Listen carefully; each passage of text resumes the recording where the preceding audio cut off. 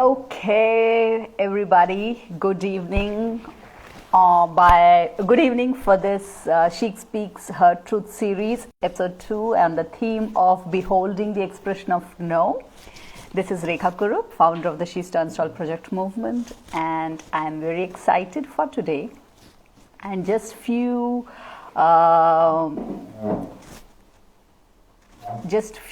guidelines before I start that I would like to voice. One is that every conversation that we hold is very unique, and it is not a general conversation.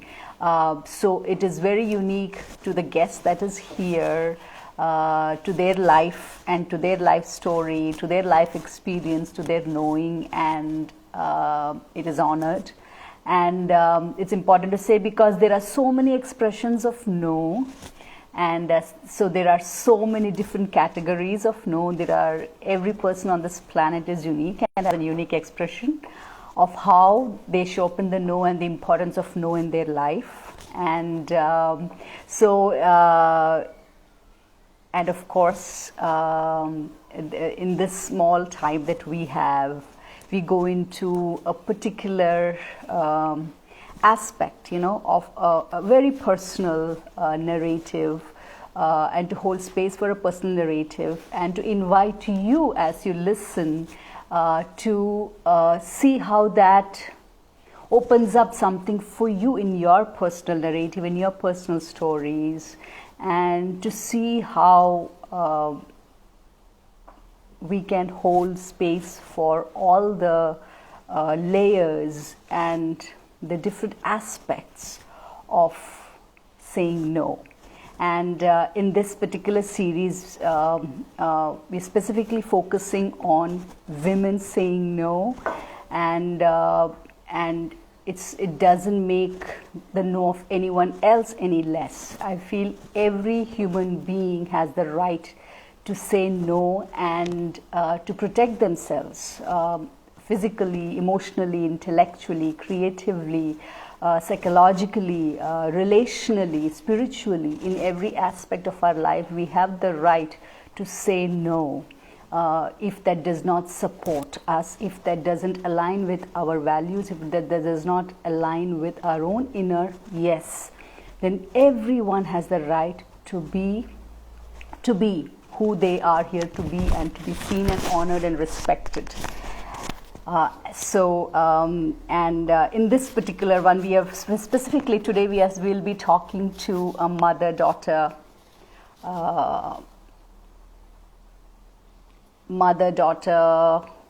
duo, and my very close friend, sister, and her daughter, Uthama and Ananya. They'll be joining us today on this live. So I am just have informed.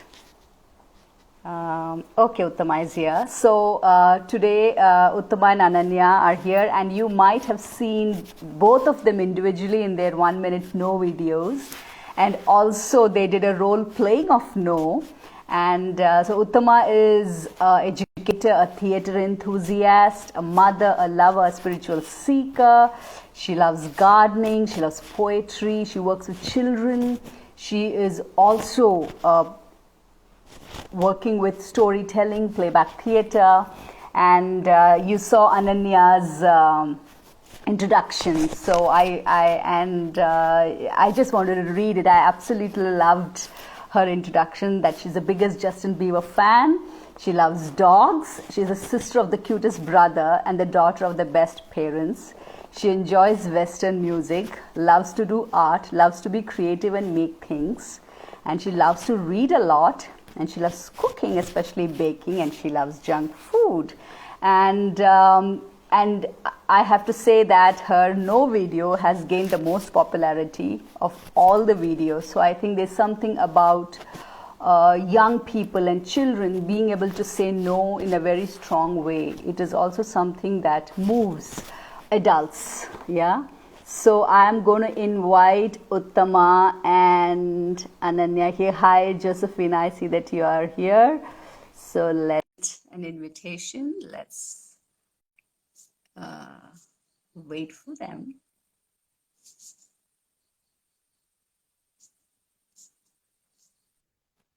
Yes. Hello. Yes.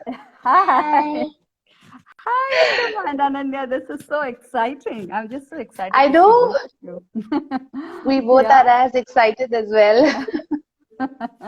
It's so funny. I'm feeling that we haven't met in such a long time, and here we are meeting on this live. I know. But Yes, yes. I'm so grateful to you that you both, agreed to do this, and I'm sure there are people are very excited to hear the perspective of both of you as a mother-daughter, and Yeah. so yeah, is there anything that you would like to say in your introduction that I missed? No, pretty much it. I was very That happy was writing that satisfactory. introduction because, very unconsciously I put in all the things that I want to be known for. I'm very Probably it was like excited. an intention, Yeah, writing down your intentions. Yes. yeah. So that was great that I could proclaim it out here, for both of you. Yeah. And I also want to say that, even on this conversation, you're, whatever you say, whatever you express, it is held in deep sacredness. And you do not have to Yeah. agree with anything that I say. Yeah. And you do not even have to agree with each other. So you have the Yeah. safe space to say Ananya that. is happy. So we are here actually to see how we can really express how we feel, how each one of us shows up in our life, because we all have, we all move through different people, different daily movements, those who come and meet us in our life, the areas we go and we meet are so different, right? And so Yeah. how we will show up in that experience is also going to be different. And my intention is to showcase that to be able to speak about that also, where we are different, and also meet in places where we are also similar. Yeah. Yeah. So I want to begin with my very first question to both of you is, how was the experience of making the no? How did it feel even to hear about that? And how was it to make it? How was it to see yourself saying that? What opened up for you, for you, both of you? What thoughts went through your mind? So I think we'll begin there. Sure. You want to go first? No, you go. Okay. So when I watched that video of yours, of course, when you said it, like most of all the other videos, it resonated with me and something deep. And personally, this video, it was like an impulse, I said, wow, I just want to say no and feel it. Like, how does it sound? Like, no, no, when you keep repeating that. So the first reaction so I wasn't using my earphones. I just was listening to you. So when my kids, when they heard that, they started laughing. They're like, who's that? Who's going on saying no, no, no, no? What? I mean, they thought it was something funny. So yeah, I acknowledged that, and then so I had oiled my face. When I sent you that, I wrote that, Yeah, right? So right. that was my day of, like, when I was resting. I had oiled my hair, oiled my face, and I just recorded it on my camera. And even today, I watched it like on loop, you know. Uh, and I think it was very bold and very courageous of me to send that to you and Yeah, to give you permission to post it just the way it was, you know. yeah, Um, and I think, though probably I don't want to be like that, but sometimes I do get into that mode. Like when I'm posting something, it has to be picture perfect. Can I put on some filters? Can I set the background? That whatever it is, it's not your vulnerable self, right? And that's yeah, okay too. You yeah, it's nice to look good, and that's okay too with me. But right. I think I would applaud myself for the courage that I had to do that very spontaneously, And Yeah. it also coincided with an assignment that my theater mentor Rajesh Pai gave all of us playbackers, and he said, do something spontaneous every day this week. And Right. so that was my act of spontaneity, you know. Yeah. So, and when I said that, it felt so powerful, you know. Yeah. And so the word no is something that I use as a parent a lot. Though, you know, we keep Ananya hearing is these. smiling. I see Ananya face. Yeah, go ahead. Yeah, Uttama. Sorry. Yeah, I just saw her smile, Yeah, so I had to voice that. yeah, Yeah. yeah. So yeah. So, you Yeah. know, and then you're also told by a lot of people, or, you know, wherever you read, you just hear that, yeah, as soon as a child is born, as soon as it becomes, you know, crawling all over the house, it's hearing the word no in different ways, right? So that dawned upon me that I'm now more aware of the number of times I keep saying no. And when I looked at the video, and I asked myself, if I have to do this video again, I'd probably not giggle so much. I'd Hmm. probably be more firmer. Yeah. So, is my no really a no in many of the instances? And also, if I had to do one more take of that video, I'd hold that no with a longer pause. Hmm. Yeah, Beautiful. Yeah. that is something that is really taking root now. Yeah. And if I may just want to, because you just said something, I want to ask when you say about the pause, and why do you feel that? So maybe you want to say that, like when you say that I want to take more pause. So what made you feel that shift, like when you that is needed? What is behind that? What are you feeling that about the previous video Yeah. that yeah.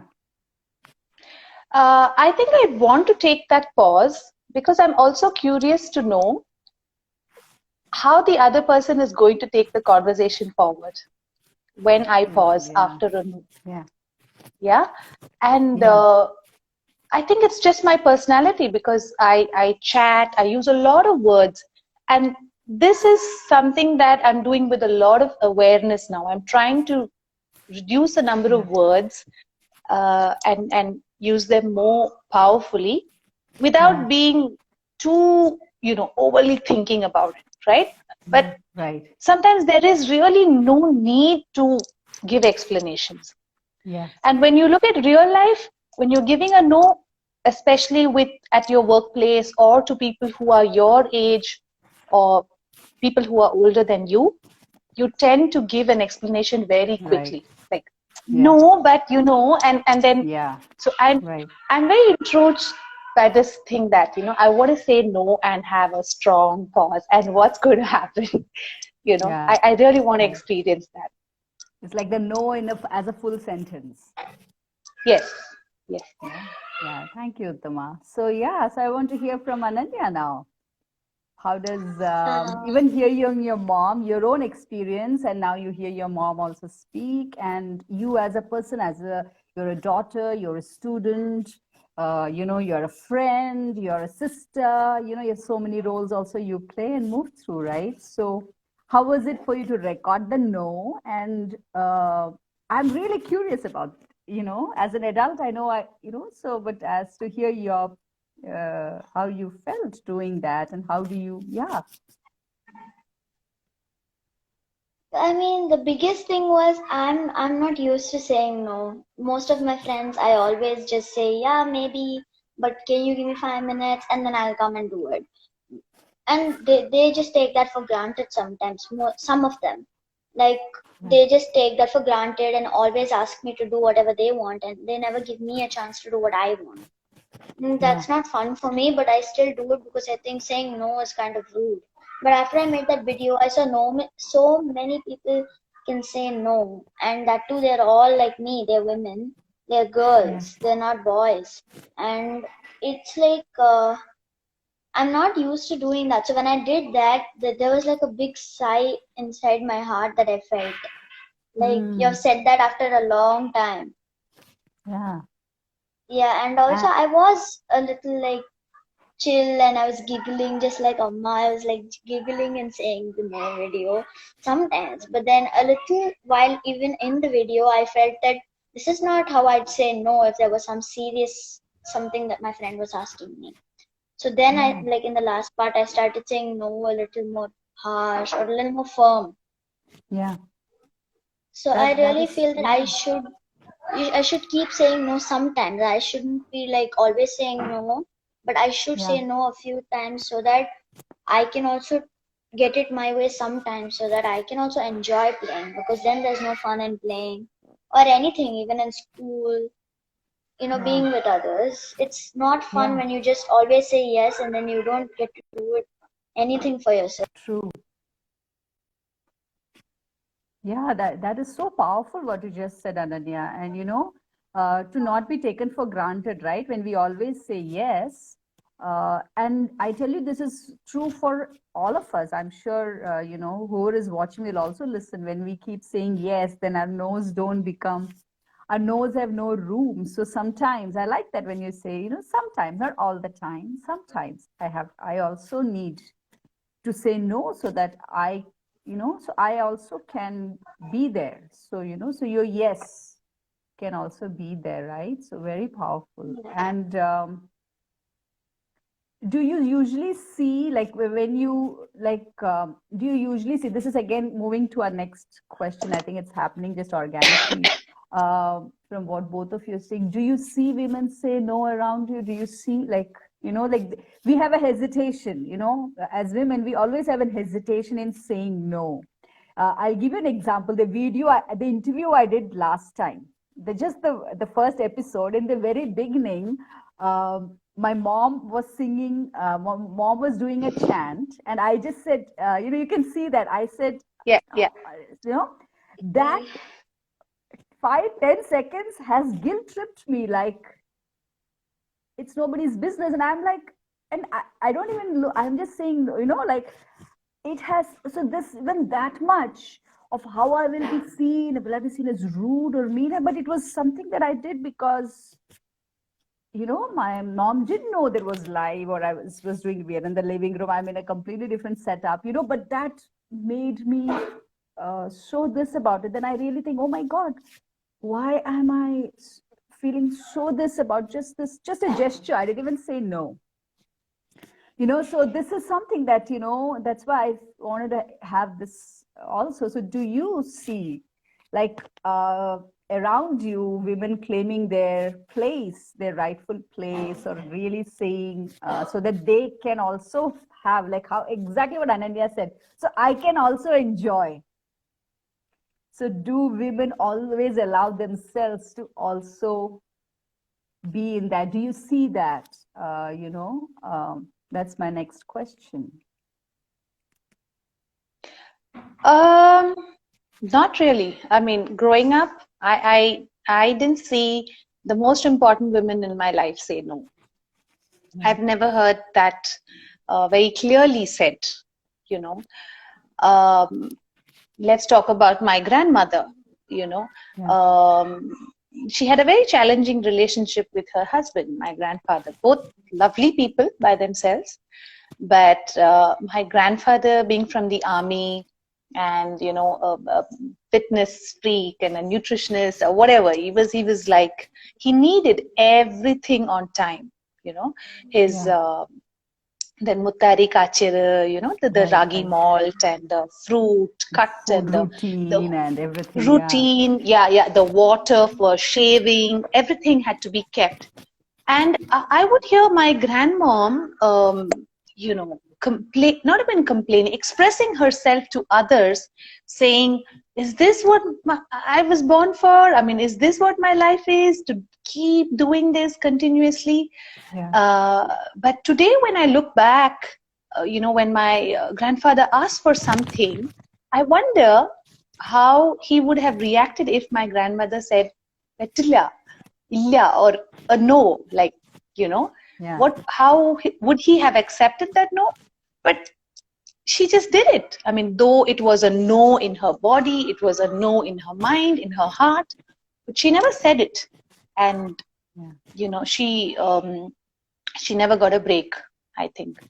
And with my mom, it was different. But again, in her relationship at home, I have really never seen or heard her say a no. And if it did happen when she wanted to claim her space, it would be out of anger, or it's just like when the volcano has erupted and said, like, go to hell, everybody, and I'm just going to do this. So when that happens, everybody catches on to that reaction and that behavior, and saying, oh, you seem to have lost it, or mom is hyper. Even I have said that. Like, mom is in her hyper mood, she's really angry and whatever. But I never looked at it like her saying no. It's just give me my time, or I can't do this anymore. So we were just not used to accepting a no from mom. Like I it's very clear in my head that if I want something, my dad would say yes or no, and my dad's no would probably again come back and say, can I go through my mom and make that no a yes? Because even now when I think of my mom, I can only think of yes, yes, and yes possibilities around her. But my dad has that clear demarcation. I know what he will approve of, what he will not approve of, what is a yes, what's a no. That's very clearly defined for me with my dad. But with my mom, not really. Oh, very interesting. Thank you so much, Uthama, for sharing that. And how was that for Ananya? How was it for you, Ananya? Both hearing and also even sharing. There's just that question, do you see no? So for you, it would also be your mother when you're talking about it, and for you as in your own life of seeing your teachers, or your friends, or whatever you watch, comics you read, or series you watch, the media, in all these areas, do you see how does that influence your no? I mean, the one answer is no. I've not seen many women say no at all. Like, even if it is in real life or in a movie, even in a movie, it's always like, sit down, Etta, shall I get your plate? Shall I put food? Shall I put water? Even just if the jug is right there and he orders her to do it right in for him, she never says no, she does it. And then she gets water from the well, she does everything, and in the last, she's exhausted. And then, and in my mind, I'm like, what do you expect? You never said no to anything that anyone asked you. Yeah. So it's like, it's not fair sometimes that always women have to say yes. It's just not fair because, I mean, still I've seen men say no sometimes, but it's not natural in women to say no. But even Amma, she used to not say too much no. I mean, to me and Bharat sometimes, like, don't go to play. But even that, she'll just say, please, please, Kanna, not no. But after she, like, watched these videos, she told me about it. After that, she's expressing herself a lot. And I like that type of Amma because she's like showing what she had inside her for a long time. She is now expressing that by saying no, that's just not gonna happen. And then when she says no, sometimes it's a really a no. Even if it is short voice, you can just find out that it's a real no. You can't ask her again. Right. And how does that, what does that give you when you hear your mom be very firm in her no? What do you like, for you as you're growing up, you're seeing your mother say no, what does that do for you? See, it 50%, it makes me feel really bad. Like, why? I just asked you something small. Why did you say no? But then 50% I'm saying, Amma has never said no in a long time. Like a long time. Unless it's a small here and there. No, don't do it. It's not like that. And even if we do it, we're not gonna get scoldings as such. But now she says no. Most of the time we are just not going to do it. Even if we do it Right. after that, we're going to get another big no. Yeah. So I'm also mostly happy that now she's getting to express a lot. Now, even if it's just to me and Bharat, it's Yeah. just she's giving it out, and that's going to help her, I guess, because I've read so many books where like they're so stressed because they're doing a lot of work, and that's only because they don't say no. Yeah. And does So that, now that Amma is saying no, I'm yeah. like feeling that she's going to be really healthy. She's going to not have any hard feelings inside, and Yeah. she'll be able to express them. And how about you? How does that, do you feel you are also, does that also inspire you to say no when you see her say no? Yeah, because most of the things I have right now, except maybe being a Justin Bieber fan and a dog fan, that doesn't come from mom. She doesn't even know who Justin Bieber is. I know who Justin Bieber That is. is only because I told you last month. That's true. I just got to know who JB is. Okay, okay. And Uttama, how is that for you to hear Ananya say all that? Yeah. Just give me a minute. Shrey, can you get the Sure, sure. door? Yeah. She, in fact, I think is very, very kind. She says Amma doesn't say no too much, but I personally feel I do say a lot of no's. And the no's, I think, have become more firmer and more stronger after the self work that I have been doing. Yeah, yeah, Yeah, that's a reflection that I have, and yeah, I'm so glad that the tables are turning in this generation. So yeah. like Very I'm true. so proud that she's saying that I see my mom say a firm no, and I know that that no is a no, Yeah, and there can be a consequence if you're trying to break that. yeah, And I really like the fact that she associated that with health, yeah, physical health and yeah. mental health, and True. that's brilliant. I mean, that's a great Yeah, observation that she has made. yeah, yeah. And that's Yeah, so powerful. That's so powerful. And even as you're saying, Uttama, I'm realizing because I say that because the no that I'm talking about is not the no that comes out of rage, but it's the no that yeah, comes when we know our yes. What is my yes, insight, my yes, then it's this, and that for that you need to know us, we need to know ourselves. What's my correct. yes? And when we know that, then we are able to say no as and when, and that no need not be like no, like Yeah, for me, my mother has always been someone that I have seen in my life who has been firm about the no. My dad is the one I can manipulate, not my mother.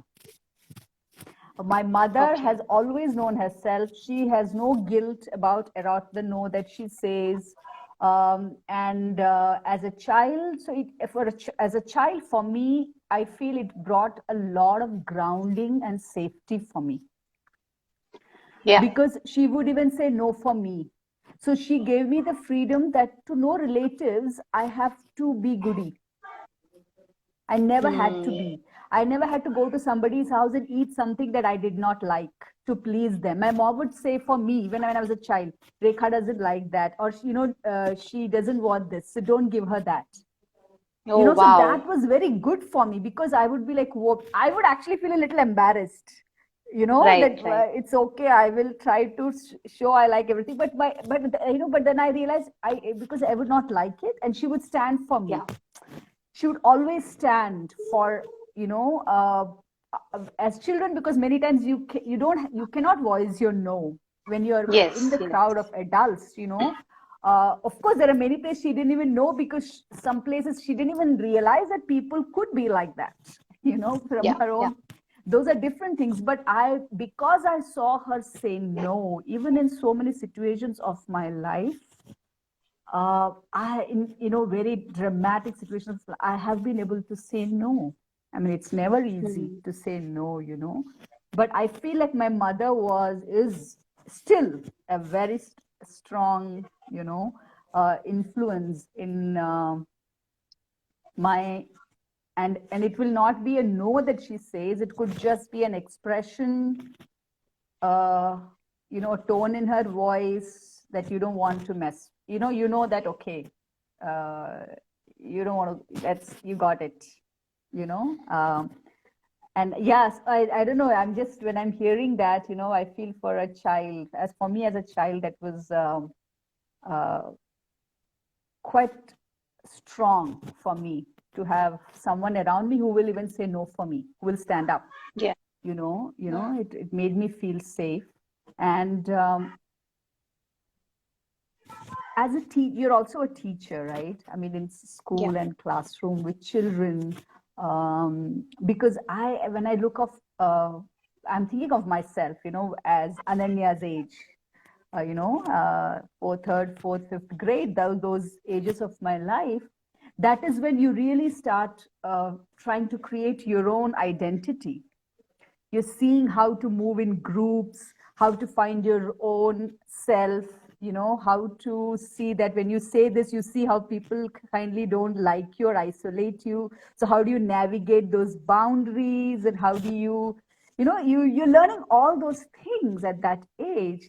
And many times I felt at that age as a student, you know, even in my class, my teachers didn't have any patience for no's or questioning. When I say no, it's not just no, is also when you disagree. That's also a no. So no is not just in the word, but it's also when you have your own thing and you don't agree, and then you stand apart, you know. So yeah, so I don't, because in India, anyway, I feel like in classrooms, right, nobody has any time for a child's, you know, like no questions, you know. So I want to hear from you. How do you navigate that as a teacher?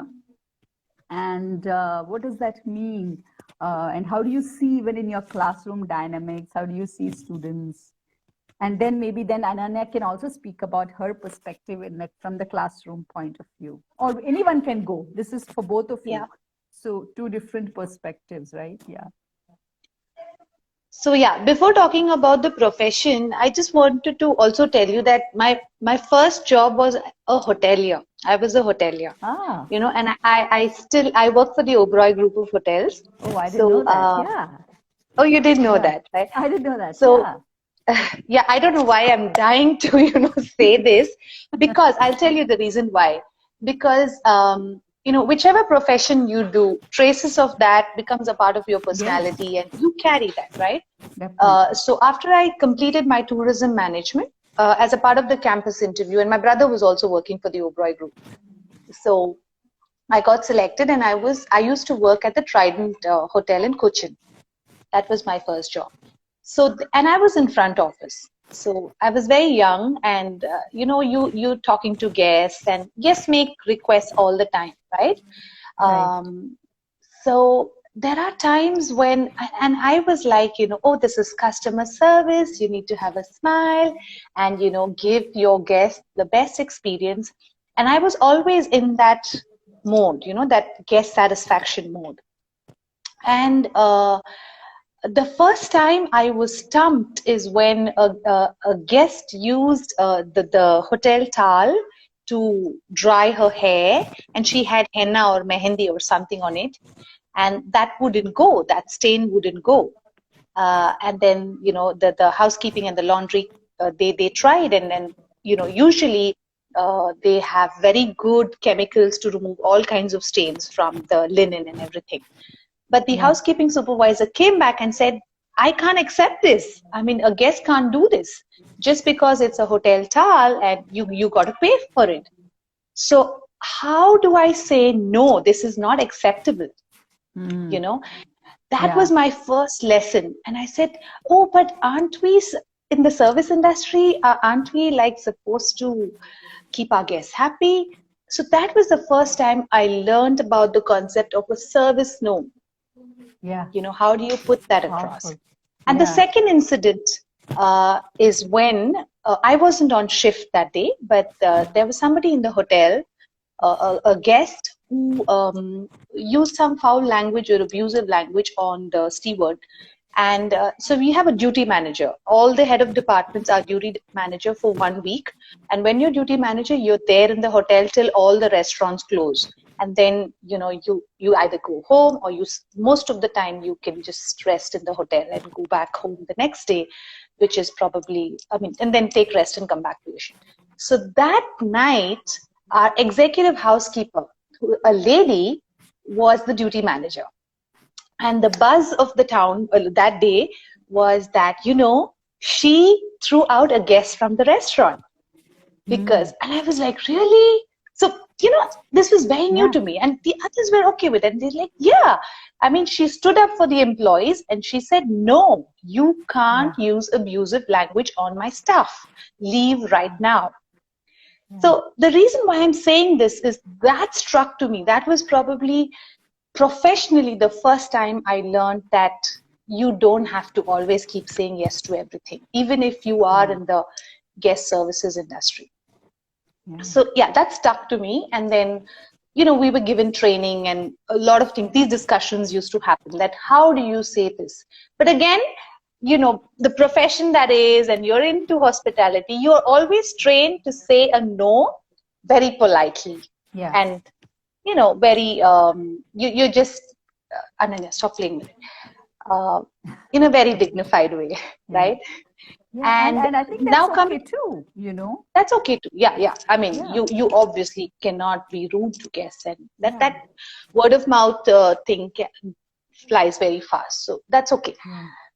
Coming to teaching, so today, I think the education sector has seen a lot of changes, and I can talk from the perspective of international schools, and I'm also happy to note that even national schools, CBSE schools, there's a lot of focus on, getting children, making learning very child-centric and allowing questions. And if you see, like you were asking about, do children have the ability to ask questions or disagree, right?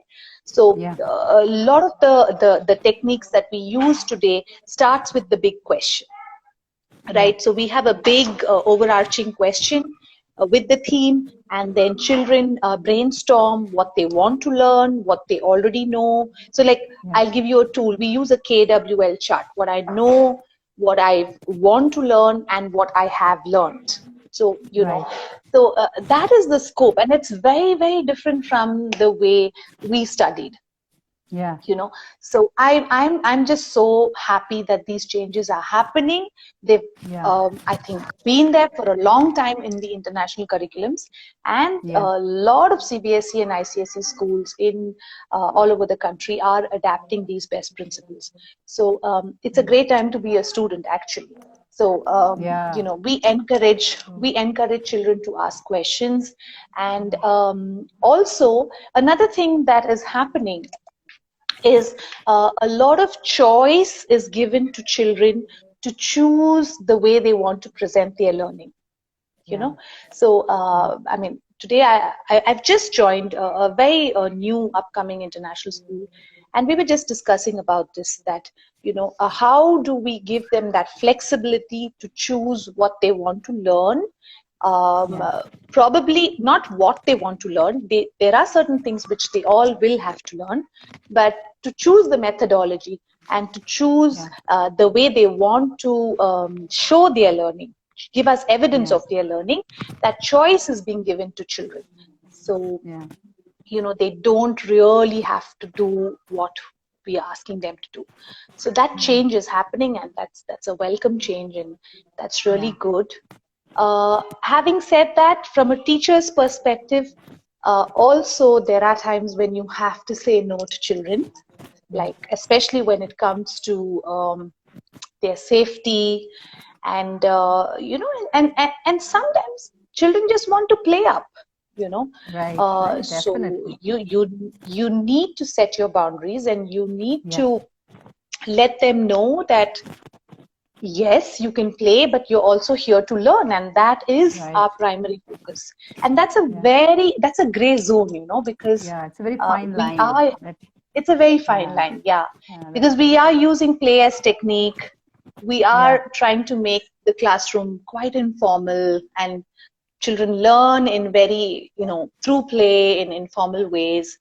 But you can't dilute the whole concept to such a level that there is no real concrete learning happen. Learning will happen anyways, it will happen, but then you really need to streamline that and be firm sometimes when you have to be, and children accept that, because even in our days, we know that we can't play up with this teacher, and this teacher, totally. Those who had their boundaries very clear, we actually learned much better in their class.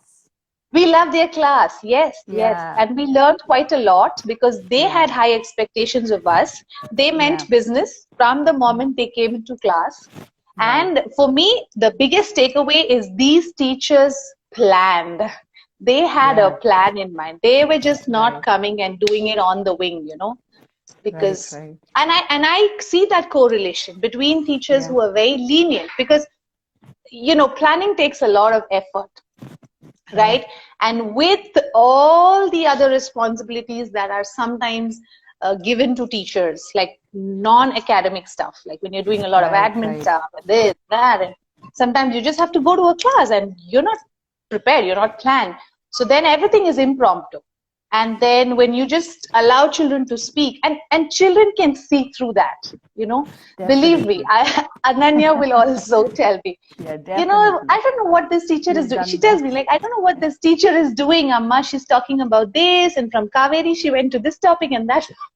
So and that was reflection point for me that, if a third grader can notice that, they can see through.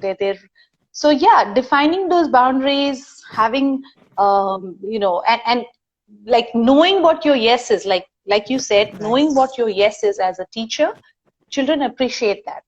They appreciate that boundary. Thank you so much, Uthama. And for me, just one last thing I want to add is, for me, there was a transition period between schools. When I went, my first, experience was at an international school. I worked for 3 years. I was with the primary, and then I moved to a public school, which did the ICSE curriculum. I was there just for 1 year, and there, amongst the staff, I had to say many no's, because I just didn't agree with the methodology.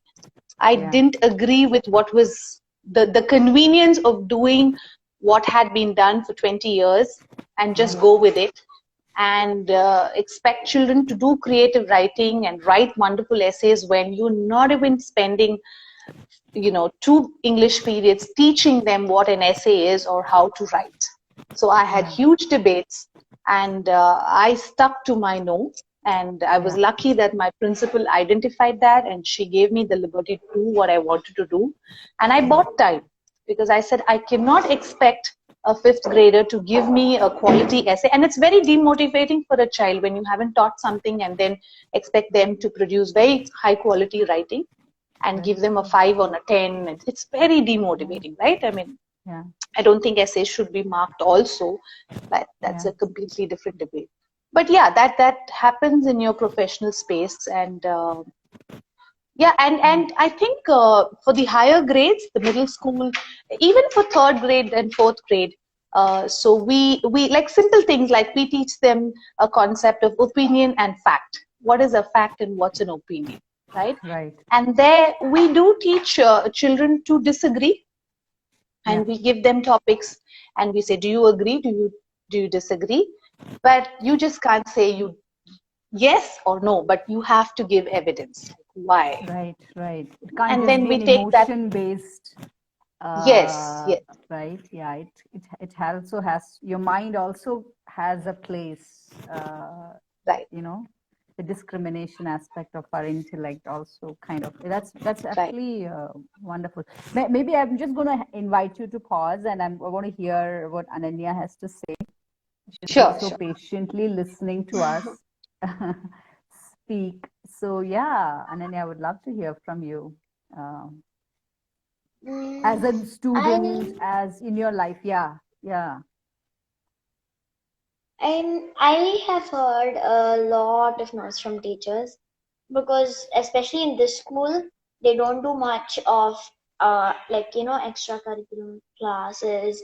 They don't do sports, and most of the times in PT periods, they just say sit down and watch the eighth standard people play. Oh God. So that's not PT for us, and we always are like waiting, and they give it to us only once in a week. So we are like we don't know what to do. It's like so this one. So that one day we wait, and out of that they have given like 5 to 6 children just work to do just because they have not finished a little bit of work, and they say no, you have to sit and do it. And the children understand and they do it. So that the teachers know, like they understand that they have to say no, a few times. And most of them are, female teachers. But I guess that they have to do it. Right. So, but from students, they usually don't say no. But there was this one time where there was a boy in my class, and it was online. So a teacher who was not very prepared for this lesson. We were not prepared that it will come so soon. We were studying, but not exactly that lesson. So when she said, "You boy, tell me what blah blah blah," she asked one question, which is actually about 2 paragraphs the answer. In it was SST. So in that, the one boy said, "No, ma'am, I can't do it right now." And she said, "No, you have to do it. I am asking you to do it. You have to do it." And then he just said, "No, ma'am, I am in the hospital with my mother right now. I cannot do it." Mm. And then he just left the meeting, and the teacher was like a little this one. And then she from that day on, she asked, "Can you answer this? Can you Yeah. please answer that? Are you okay with this question? Do you need help? Can you help this person?" And that was a big change. And I felt it wasn't wrong what she did. It's just that she didn't know and she changed. Yeah. And I'm really inspired by that boy where he had the, he had that bravery to do that. That was like Yeah. a big thing to say no to someone 25 years older to you. Right. Yeah. So yeah, it's like, it's a lot of times I've heard teachers say, "Do it, no objections, no complaints. That's it." And we just have to keep quiet. Even accusing, there is a note and it's written 3 people's names, and it's maybe not a very good note. So then like maybe they've like written 3 names. Whoever has written it, no one knows, but it's written 3 names, and the teacher takes all the 3, and then sometimes, she just says, which one of you did it?" Some people are just not answering, and someone says no, and she says, "No, you still stand here. I will still go and see, are you still doing it?" It's just not fair. You should sometimes believe us. Yeah. And Yeah. also we students, we always listen to teachers, and I know that's a very good thing. But Yeah. sometimes maybe I feel sometimes I should say no, because there are some things that I really can't do. Even mama, sometimes she says no to some teachers, because some teachers say you have to get some things which are like really hard, and they give it in maybe 1 or half a day's notice. Yeah. They suddenly send a mail saying you need to bring this, and then the Amma's like, "Where do I get this from? I'm not near to any Right. shop that can get this." And then she Yeah. writes a mail back, and that happened to me once, where Amma just wrote a note in my diary saying, "This is not going to work. You'll have to give us a little earlier notice. This Yeah. is a very short notice, so we can't do it." So sometimes I've heard parents say no to teachers, and sometimes I feel, even though you know that I know that technically students shouldn't be saying no to teachers, but sometimes, maybe just sometimes, even without the teacher knowing, she says something, but the student doesn't agree with that sometimes, and it's for a good reason. Only if it's for a good Yeah. reason, then that student should have the liberty to say no. Yeah. It's so Even powerful, today my Ananya. teacher Yeah. Yeah. Go ahead. Today, Yeah. my teacher told me that, one day maybe, even though so and so is a Hindu and wants to change to, a Muslim or a Christian, because they feel that they like that religion, they have Yeah. all the liberty to. You should say, "No, I want to be that." even if anyone says no, maybe your parents, you'll need a little bit of telling why and things like that, but you Convincing. have a Yeah. valid Right. reason that you Yeah. want to change because you are not comfortable with this. You worship the other religion and you want to change to that other religion. It's fine to say no. I respect this religion that I am, but I want to change to this religion. She says you need to have all the liberty to do that. And Yeah. that was actually a big thing for me because but I like my religion, but many people I'm sure will want to change their religion, not just their religion, their mother tongue, their place they're living in. And there are so many examples she gave. So it's just really nice that my teacher, a teacher who teaches us, says the student has a liberty to do that. So I really like the way that she allowed us to say no a few times. Yeah. Occupation And also maybe, right? Yeah, The work you occupation. yeah, do. occupation. Yeah. And who are you? Who are you? Like today, even your own gender, your association with your gender, or you want to be seen as, I feel like people have the right to choose that. How it's not even Hmm. about choosing, it's who I am. I have to have a room to exist.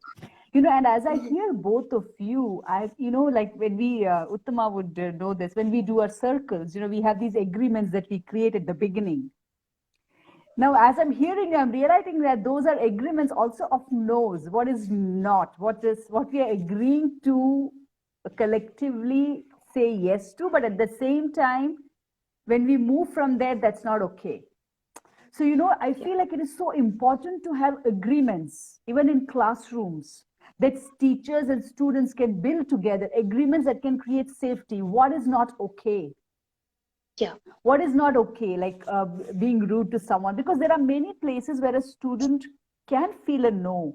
It could be a disrespecting of someone's culture or someone, a person in your class or your student, or a bullying, or a prejudice that even an adult can have, your principal can have. And how do you show an agreement and say that you have not followed this agreement, it's not okay, Yeah. this agreement, because some of these are very human, and so how it's very interesting. As I'm hearing both of you, I feel like there's something even in homes to have agreements that you can create Yeah. as a Yeah. family, which is not okay, Yeah. and Yeah. that applies to everybody. Because otherwise what happens is, Mhm. sometimes adults tell children you cannot lie, you cannot do this, and then children are hearing adults completely Doing the break that opposite. agreement. So Yeah. it's very confusing. You cannot watch, Yeah. you cannot binge eat, or this is not a healthy food, and then children are seeing adults do that and they say it's okay for me, Mhm. it's not okay for you. That doesn't work, right? So I feel like these agreements really hold that no of safety, no of protection, Yeah. no of what is no, what is not Yeah. okay. And I feel that's Mhm. Correct. something Correct. that, I'm just realizing that then it's much more easier. Yeah. And I feel that's what a constitution is for a country. It, for all the Yeah. citizens of that country, it gives you what is okay and what is not okay when so I feel it's very, so yeah. And my question would be, what can my next, would love to know So is, I just, yes, go ahead, yeah, I Uttama. just wanted to add, like, family agreements are so important because I'm trying to, and I've observed this between Ananya and Bharat, between the siblings. Yeah. So there are some things that Bharat just doesn't accept, Yeah. and so sometimes I'm confused, like, do I just allow him the liberty to say that, hey, this is my boundary and you better Yeah. respect that? And the person that he is, he commands that, Yeah. or am I taking it to the other extreme and just, I don't know, I'm confused. I'll give you an example if that will probably clarify. Like, Yeah. he is a guy who takes body language very seriously. Like, Yeah. if we're saying something, yeah, yeah, for him, he's very sensitive about it. So he would come up to me and he would recount the incident. So he said, Ananya said this. So I'd say, okay, what she said is really not bad. But he would imitate. And she said, she made her face like this. So for him, it is so, and she would find that very silly. She'd say, Amma, he's just making a big deal out of nothing. But then I've started explaining to her that probably for him, that little, your lip going this side or your tone, that na na na na, that's bugging him. It's really annoying him. And the same with her, like when he gets physical and they both are playing, and sometimes he just touches her on her butt or something, and she's like, I don't like it. So, there are this very thin line where I'm like, probably he didn't mean it, because I don't want to blow it out of proportion and say, oh yeah, don't do that, because that's also like happening too much these days, right? At a very young age, and where children are also confused. So we're all going through, I think, this journey of like, what do we tell a child? How much do we tell a child? All that. So, but then at times I have to respect that, and I have to tell Bharat, oh, you know what? She really doesn't mind you playing with her, but probably when you get physical or when you just, pushing her was not the problem, but probably you accidentally touched her butt and she didn't like that, So you, as a family, that's such a wonderful idea to sit down together and say, this is what I approve, this is what I don't approve for myself, and then like the four of us. Yeah. And that's so powerful, Uthama. I am sure that if parents are listening, I'm sure it is such a unique thing that you are doing. And I know that you both of you as parents, you have done a lot of conscious parenting with both your children. And I also saw some of the comments. People are quite impressed by Ananya, what you're sharing, but that also has to have that safe space where you're discussing this. Like, for each of them to have, these questions. And I think that is so profound to have that space in a home. And I feel everywhere in a school, those areas which we do not know, which might be right for one person and wrong for the other, and right for one and wrong for the other. And then how do you open that conversation, and you let, and how is that maneuvered, and where is the no, and how, and I think that's very powerful. And to have those conversations in the house. And now, since you brought this up, I also want to talk about the his no and the her no. And I mean, you're doing a phenomenal job, like with Bharatu, this discussion that you're having. You specifically spoke, about the butt, and and that's I think it's very much specific to a girl feeling uncomfortable. Yeah. And because for boys, many of their fun ways, I've seen men, for men also, it is what something for a girl or a woman might be completely like, it's inconceivable, the kind of sometimes what a boy or a man can think of as play, right? As play, totally. Right, so it's so different. I get it, because ever since we've had Bharatu, I've seen this different shade of Shreyas. It's like, in the Lion King, so you watch Simba. Shreyas is your partner, your husband. Yeah, Shreyas is my husband. Yeah. So I have seen, like, in Lion King, you see Simba and Mufasa, get onto that fight. It's exactly like Simba and Mufasa here, That's the way the father and the son bond. And I'm like, how on earth can this be called play? Ananya and me don't get it at all. You just like hide behind the suitcase and say, how do boys play like that? That's not play, that's fight. But it is very authentic for them, because the joy that Shreyas gets, and I tell him, I said, you're secretly happy that the second kid was a boy, and you get to relive your childhood dream of punching and kicking. They're so authentic in that. I probably could send you videos to see that. It's very nice to stand apart and witness, but I don't think we would like approve even 10% of that as play or anything nice, for us. And I can speak for me. And as you say that, I also want to say that, I mean, I'm sure those are listening, I'm sure there could be girls who would actually like that play, Yeah, yeah, right? Even with their fathers. And when she is denied that, what happens to her, and her own. So, or for a boy who rather not do that but would like to yeah, be in the kitchen with the mother and cuddle in a yeah. sari or play with her sari, or be do completely different things. And when that Right. child, so it's interesting. I think but allowing what is, and to having those discussions, I think are very, very important. And Yeah, as a parent, to recognize the child, and to make room for that child, for the yeah, yes, and also for the child's no, and for the child to also, I feel, receive the other's no, what is not okay.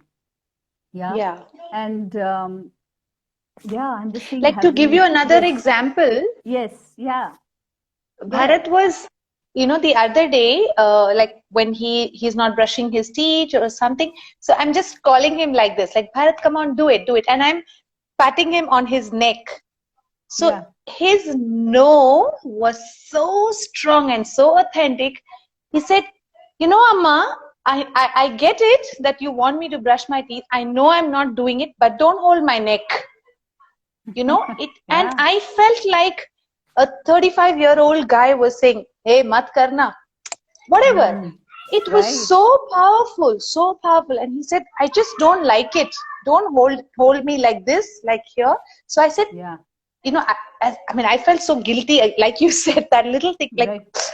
I was overwhelmed, and I said, oh, but Bhartu, I didn't do it. I didn't mean it. I was giving him all this explanation, and he was so true to himself. He said, I get it. Yeah, I was not listening to you, and you were telling me, but tell me, don't hold my yeah, neck. And yeah, so clear. And children at that age, my son is 5.5, they use very small, they yeah. speak in small sentences, but extremely, like, Very I just clear. got it. Like, and ever since, I've never touched him on his neck. Yeah, that's Yeah. so And powerful. Yeah, yeah, and like you said, some boys would want to have that physical play. They would want to be in the kitchen or do like more stuff with the mom. And there can be like mix of everything and lots of yes, shades, right? Yeah, right. Bharat is like that. He Yeah, loves playing fighting and lion stuff and gunshots and this and that with dad. But then someday that mom is saying, I'm gonna do something for Christmas.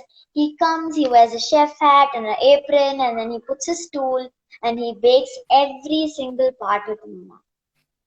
And I kind of feel yeah, like, why can't you? At that moment, I just feel like, why can't you just go play fighting with dad? I want to cook with mama. right, right, But then right. he tells me, but she's my mama too, and I also want to do baking. Yeah, Yeah. yeah. And for you to say that, I think, Ananya, um, the maturity with which you are saying that, and you're holding space for your brother, is so beautiful to witness that. Yeah. And Mhm. uh, yeah, yeah. And my another question is, under what circumstances is a no unavoidable? Do you have circumstances where you pay a price for not saying no? Are there circumstances like that as a woman or a girl that, even if then you are not able to say no, that you have to find a way to that? Does that ever happen?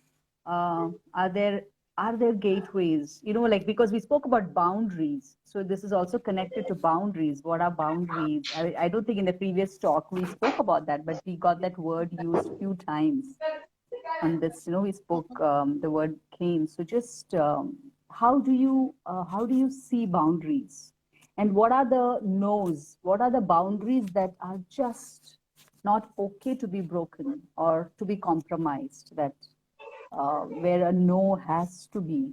if not then, when it happened, or some other time. You know, it has to. Do you see that? Yeah, I think some of the price that I had to pay when I set my boundaries was friendship, Yeah, you know.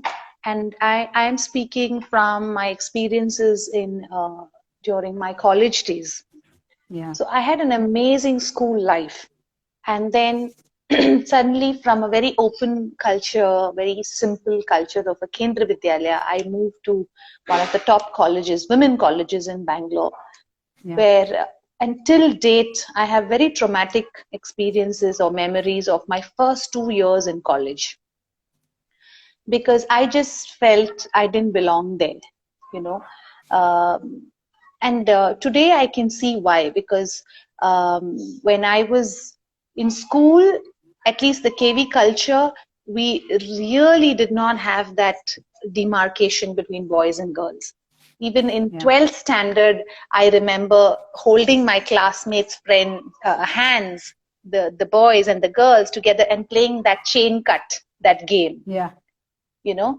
And we were so blessed because the sports teachers were there, and none of the teachers said ki ladkiya udhar jao, ladke udhar jao. We, at least my batch, yeah, I yeah. we didn't do Even I that. never We had games, experienced and that. Yeah. never I'm a never. KV too, so And yeah, so yeah, acknowledge that. Yeah, yeah, so it was so, and it was like, I would say KV was home for me, and coming out of school was like, oh gosh, ab ghar jana padega.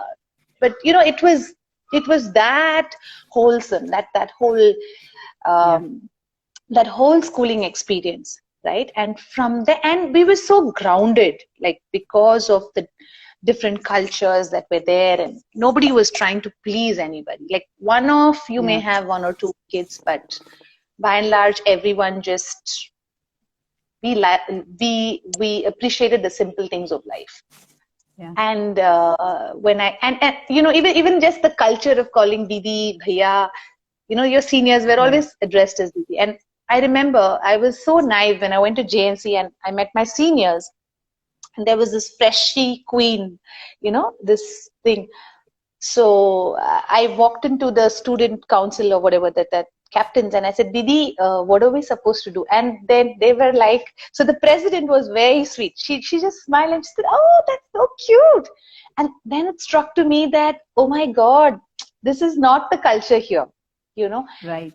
And for me, I think that was a huge thing. And why I say traumatic is because you were judged the way you were dressed. And if you're only wearing like salwars, then, you know, I don't know, you were just put into a box.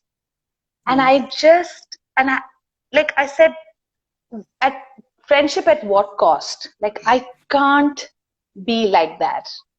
yeah, And even at that age, I was not putting them down or anything, but that's you, that's your culture. I cannot, you know, I cannot become that person. So I have had like 2.5 years of lonely experiences in college. I've just been myself, and you know, I would, yeah, like, if there's no class the last hour, I'll be the first one to go out of college and go back home. yeah, Yeah. And then we had to go for this trip from college. We had to visit places, and you know, some of my friends, I remember we were all grouped in groups of 4 or 5, and they wanted to do something like in the room. They just wanted to have their own fun, and my boundaries were so clear. I'm like, I don't want to do this. So they felt like I'm such a misfit, and they're like, oh gosh, we got to talk to the lecturers and kick her out of our room. And yeah, throughout that entire journey, like the journey lasted for about 25 days, starting from Delhi to Shimla, Manali, and Rohtang Pass, and Dharamshala, and Dalhousie, all those places we covered. I remember, Rekha Chichi, I would sit right behind the driver's seat, and I was all alone, yeah, you know, just listening to music.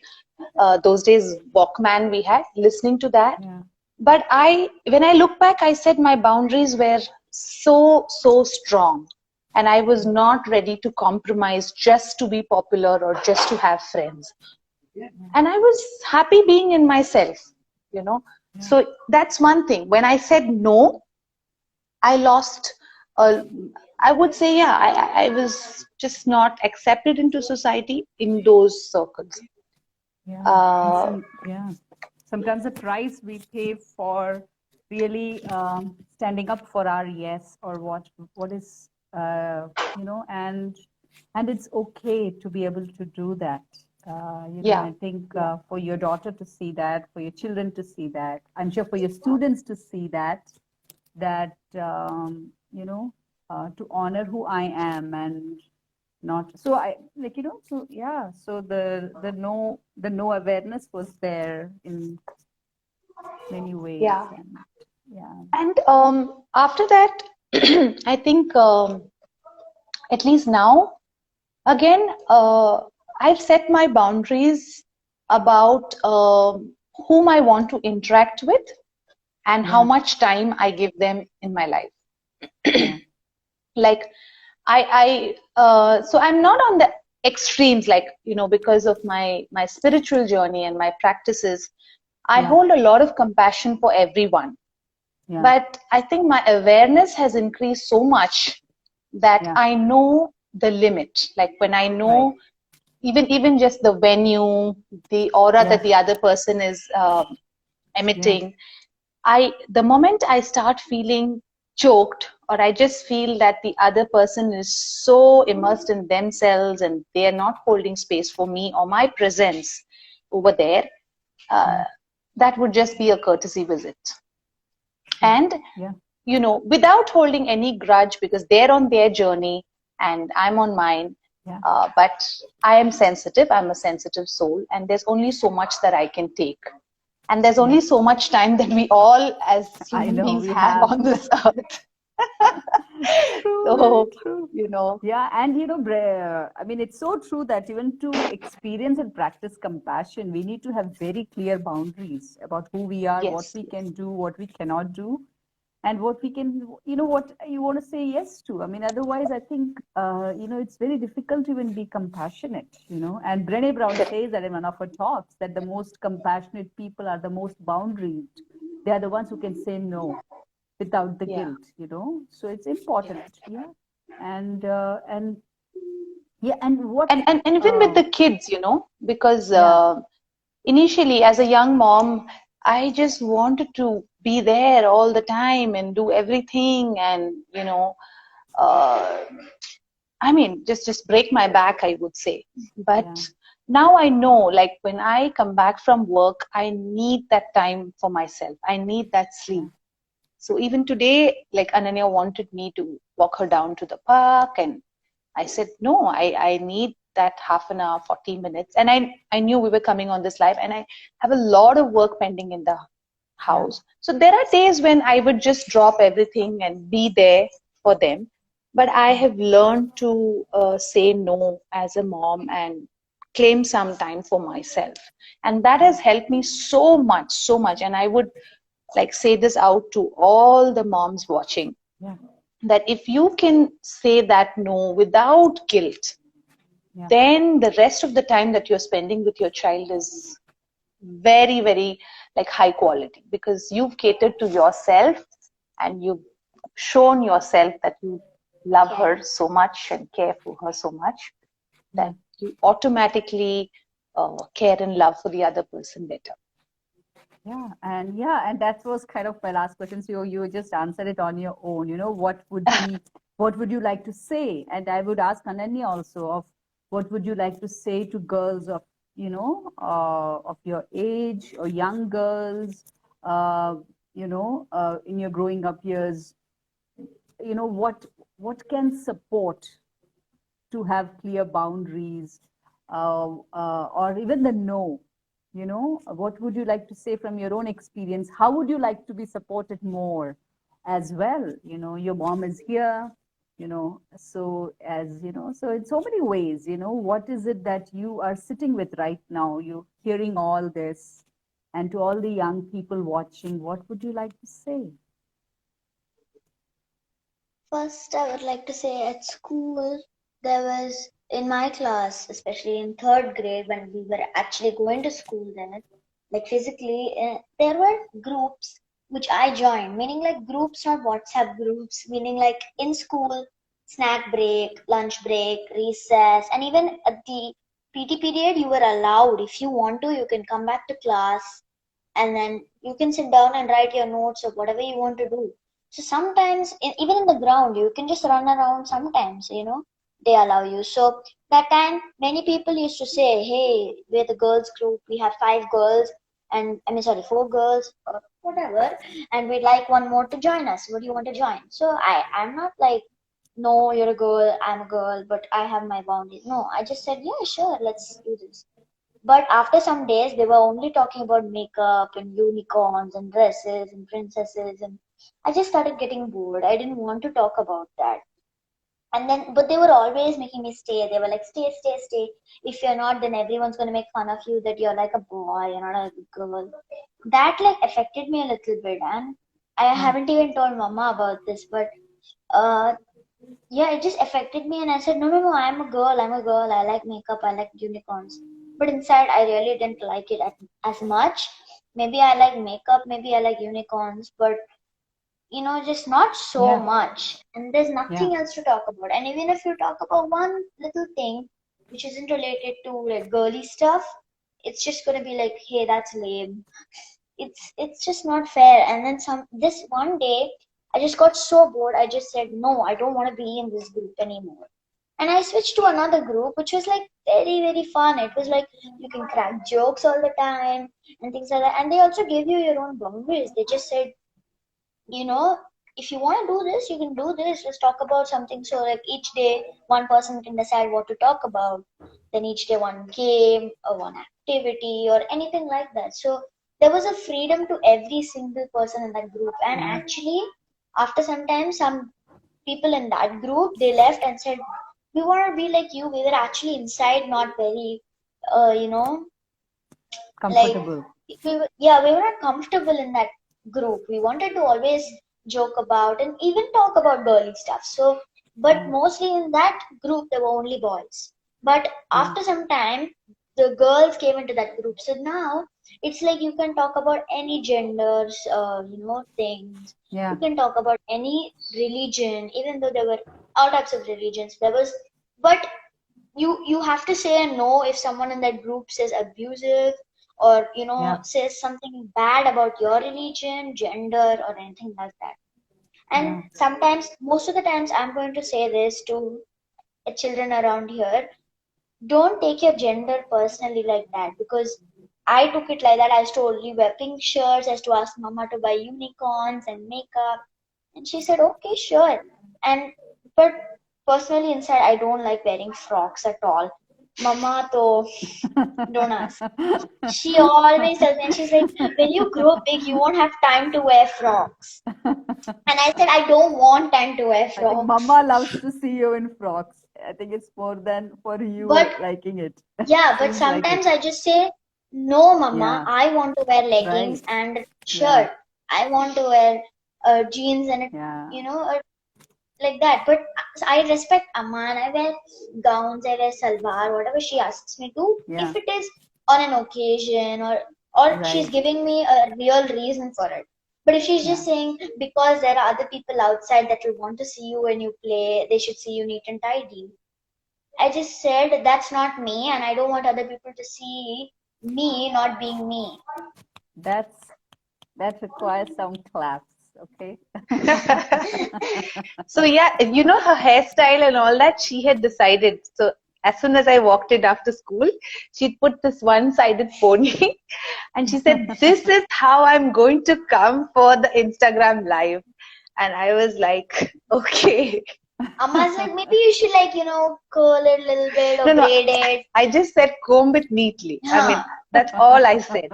But she said, Amma, knowing you, I'm telling you, I like it. It's this very funky And style. Amma said, she said that it makes you look different. And I said, I do want to look different. Yeah. And let me tell you, Ananya, moms do that. My mom to this day, if given an opportunity, will tell me to comb my hair or even this little hair I have. So moms will do, you just listen and then you have to find your own groove. As an adult, you have much more options of doing that. And as a child, it's sometimes it's you also have to find you honor your parents and you also find your own, so and it's a Yeah, yeah, exchange, right? and actually, I'm actually really grateful sometimes to Amma because I know she sometimes wants me to wear frocks, and I've also heard this from many people that all mothers are like that. So I'm fine with it. But sometimes she just says, okay, if you want to wear a t-shirt, if you want to wear a t-shirt or a legging, that's your choice. You can go wear Right. that. I'm not forcing you to Yeah. wear it. Right. But other sides, on occasions or anything, like if my family members are here, they Yeah. on occasions they'd see me, you know, like gown or a frock or Right. something like that. Yeah. But my close family members, they're all here. I can see them. So like Yeah, they're all many of here, them. I and saw you responded, Uthama. So yeah, there are many saying hi and things like that. So yeah. yeah. So especially there's my aunts, there's my chitta, there's so many people. So they've all Yeah. at home. They've all seen me in leggings or Yeah. skirt, like a normal skirt or jeans, Yeah. and no one minds in my family, including Amma, including Acha. Right. They don't mind, but they say when Yeah. you're going out, you should have that pleasant feeling in you, which is why you'll have to wear a frock or something like that. But otherwise, they always give me I the can freedom to say a wear what few I things want. there, but I'm not gonna say. Uh, Pleasant feeling and all that. no, I'm taking yeah. on those words. Yeah, but what I'm hearing you, Ananya, that I want to also reinforce, not just for girls, but also for adults. There's so much when we are allowed to be who we are here to be. And when we can Mhm. express that, when we can speak about that, there's so much more. I think the impossible starts becoming possible. Yeah. Otherwise, when we just say yes and we are struggling inside, but the minute you said yes, suddenly the world shifted for you, right? Yeah. And is that right? The world shifted and suddenly you're in a different world. So sometimes just saying, to know that I have the power and I have the right to say no. Doesn't matter Mhm. how the other is responding, I can still say it, and something will happen, something, but i will I will at least, my own self, I will be free. And I think that is Yeah. also one of the reasons that I have started this Women Saying No, because I feel like whether I'm alone or with a group of people in my life, I don't want to be anything that I am not. I don't want to put on Yeah. a show. It's so exhausting to put on a show and to please, and it's just so exhausting, And at the same time, I also Yeah. don't want to be like I'm the only person. I cannot relate to anybody in the world. That is also, want that. But Mhm. and I think that's the. But sometimes I feel like even that's okay for me, but not. I cannot not be who I am. I would rather, Yeah. because, so I think that is so powerful to be able to choose. And how can we create spaces in our home, in our schools, in our communities, in our apartments, where every person who is there, a child who is Mhm. there, how do we bring them in? How do we make someone feel comfortable? I felt like as Yeah. a growing up, I was always so drawn into that in my classroom Mhm. or in my school, or to see that uh, everyone is seen. How do I stand up for bullying, even if it's somebody else? How do I stand up for prejudice and say no, even if it's not me? So I think these are the questions that we can all explore. And thank you so much. I think I'm seeing the time. It's 90 minutes. I'm just realizing we have been talking for 90 minutes. But Yeah. Yeah. But yeah, so yes, we're I saying really some good enjoyed this. It was discussion. really, Yeah, it was it really was. like I could open myself up without no, Yeah, like, maybe I shouldn't, maybe that person will feel, kind of, I'm a weird person. And I learned this few days ago, meaning there were other people, we were having a get together, there were other people doing Western dance. And then Amma said, why don't you show them some of your Mohiniyattam dance? Because I learned Mohiniyattam. And yeah, Amma was like, do it. And then I was like, I want to, but like, what will they think about me? Because they're doing Right. Western and then I'm gonna suddenly go to classical. No. Amma just told me, you be you, and let the other Right. person be the other person. And that's all she said. But I Yeah. got the message. Yeah. Yeah, so that's how Yeah. I take it. Even when I see something, only I make like, quotes in my head. Just, take it in short words so that I understand. Even when I saw the She Stands Tall project, the first thought that came into my mind was, be a free bird, not a caged bird. Yeah, that is so powerful. Because I you like can that. say, no, don't put me in this cage. I want to fly Yeah. and be free. That's exactly Beautiful. what I saw here. I Maybe want you to can do an fly art. and be free. Yeah, I like that. That is such a powerful message to everyone watching. And that's, I think, sometimes that no also allows us to fly and be free and, feel that freedom of being Yeah. who we are here to be. Yeah. So thank And you to I'd also both of like you. to Yes. acknowledge, Chechi, all the work that you do, and thank you for inviting us over. This is the first mother-daughter little activity that we did online. But after this, I Yeah. really want to do much more because I've not done this Yeah, before.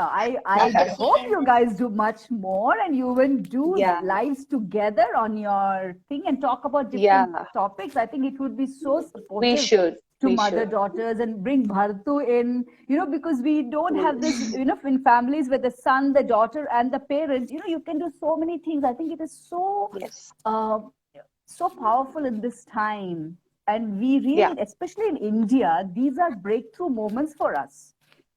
yes, We have lived, our generations before us have lived in so much shoulds and should nots, and nobody really showing each other who they are. And it's like all these, it's time to shift that. And I feel like you yeah. guys are doing a phenomenal you know aware, conscious parenting. And I'm so grateful that you both of you were here and you Yeah. shared so And I generously. think, And I would like to share that a lot of my inner work, my journey, apart from the spirituality, I mean, definitely it all comes back to that. I think we were all connected yeah, through the Art of Living Circle. yeah, It yeah, began there, and then, I attended your book release, and what a wonderful book. I mean, the book spoke to me, and all your sessions were yeah, so beautiful. And though a lot of it which I wanted to attend I couldn't, but even the ones that I did, that's where self work began, and standing tall began for me. yeah, And I'm just looking forward to all the things that you're going to offer. And in fact, a couple of my friends have asked me that if Rekha Kuruk does some work with young girls, because my set of friends, the mother yeah, daughter pairs, all yeah, of them are in this age group now, 10, 10 and a yeah, half. And a lot of them want to know how do we yeah, initiate them into puberty, and if we could have rituals or games yes, or just sacred spaces to have these discussions with the mothers or without mothers, because I'd love yes, for Ananya to have her doubts clarified from you. It's just yeah, I mean, we could do this. We could hold these sessions. And definitely. I'm actually working on a workbook for young girls. nice.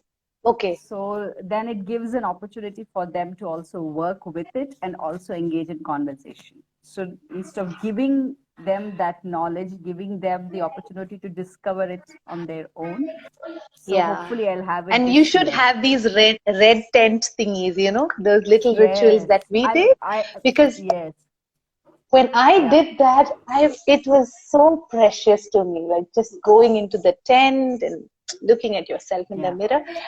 It's etched in my being yeah. for eternity. So I definitely love for Anu to have that experience at the right time. And We it's will do that. and I feel like because your mom gave you that space. She looked at your bigger self, and she accepted that and proclaimed it to the world. Like it, even telling others about your food preferences, it's a huge thing. Like as you said that, Yeah, I was in awe of, that little thing that auntie did. So, and that, shows in your personality. So I'm just excited for Ananya and for her tribe, Yeah, as they grow. I know. So It's just going to exciting. It's so be, exciting. So what they will create. So I yeah, feel like we can maybe close on this great note that, yes. for there is hope and there's a lot of joy in what is to come. And yeah, so thank you so much. A big hug. If you were in person, I would give both of you a big hug. And Thank take good you. care of yourself, each other, and may this journey continue, and we keep growing and learning. Yes. Thank you so much, Chechi. Take care.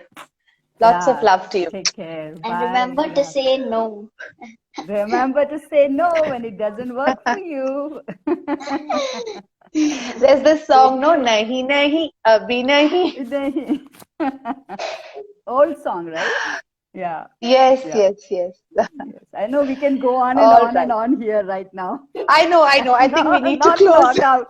Yeah. We can go on. So yeah, you can actually log out. Okay. Sure, sure. You can. Yeah. I just So closed this window, right? I think so. Yeah, yeah, Okay, I did okay. it last time, right? It was just All closing. right. Take care. All Bye-bye. right. Bye. Yeah. Bye bye.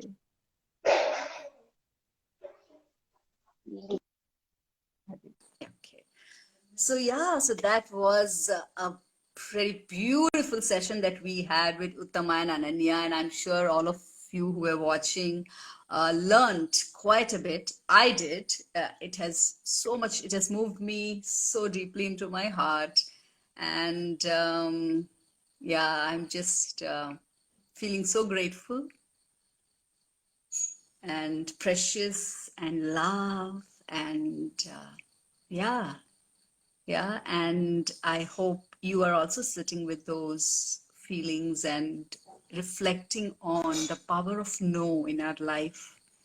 And how do you make those spaces in your home? What agreements can you create for vulnerability and intersections of those areas which are so maybe opposite? That's where the no stands. When two things are very different, uh, how do we allow that to exist? And no allows that separation without having to compromise connection.